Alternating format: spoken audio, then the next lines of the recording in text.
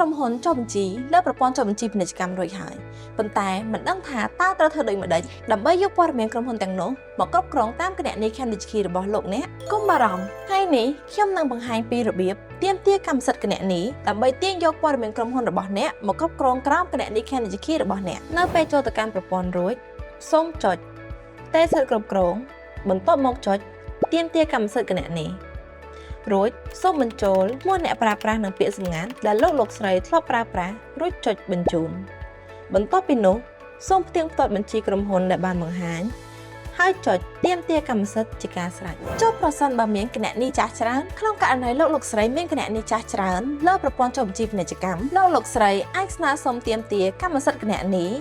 បានជាច្រើនលើកតាមចំនួនគណនីចាស់ដែលលោកស្រីធ្លាប់ប្រើប្រាស់ចុះប្រសិនបើភ្លេចពាក្យសម្ងាត់វិញប្រសិនបើលោកស្រីភ្លេចពាក្យសម្ងាត់គណនីចាស់សូមអនុវត្តតាមវិធីសាស្ត្រងាយៗដូចខាងក្រោមជំហានទី1នៅពេលចូលទៅកាន់ប្រព័ន្ធរួច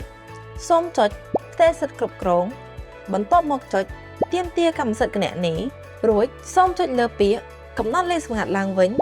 នៅផ្នែកខាងក្រោមខាងស្ដាំដៃជំហានទី2សូមបញ្ចូលអ៊ីមែលនិងឈ្មោះអ្នកប្រើប្រាស់ដែលបានចុះបញ្ជីរួចចុចបញ្ជូនជំហានទី3សូមចូលទៅកាន់ប្រអប់សារអ៊ីមែលរបស់លោកស្រីរួចចុចលើតំណភ្ជាប់ដែលប្រព័ន្ធបានផ្ញើជូនតំណភ្ជាប់នោះនឹងនាំលោកស្រីចូលទៅកាន់ប្រព័ន្ធដើម្បីកំណត់លេខសម្ងាត់ឡើងវិញជំហានទី4សូមបញ្ចូលលេខសម្ងាត់ថ្មីរបស់អ្នករួចចុចបញ្ជូនជំហានទី5បន្ទាប់ពីបានកំណត់លេខសម្ងាត់ថ្មីរួចលោកស្រីអាចចុចផ្ទេរសិទ្ធិគ្រប់គ្រងបន្ទាប់មកចុចទាមទារកម្មសិទ្ធិគណនីរួចវាយបញ្ចូលឈ្មោះអ្នកប្រើប្រាស់ជាមួយនឹងពាក្យសម្ងាត់ថ្មីដែលទើបនឹងបានកំណត់រួចបន្ទាប់ពីបានផ្ទៀងផ្ទាត់បញ្ជីក្រុមហ៊ុនដែលបានបង្ហាញហើយចុចទាមទារកម្មសិទ្ធិជាការស្រេចបច្ចុប្បន្នលោកស្រីអាចទាមទារកម្មសិទ្ធិគណនីនេះចំពោះព័ត៌មានក្រុមហ៊ុនដែលបានដាក់ស្នើមុនថ្ងៃទី31ខែកក្កដាឆ្នាំ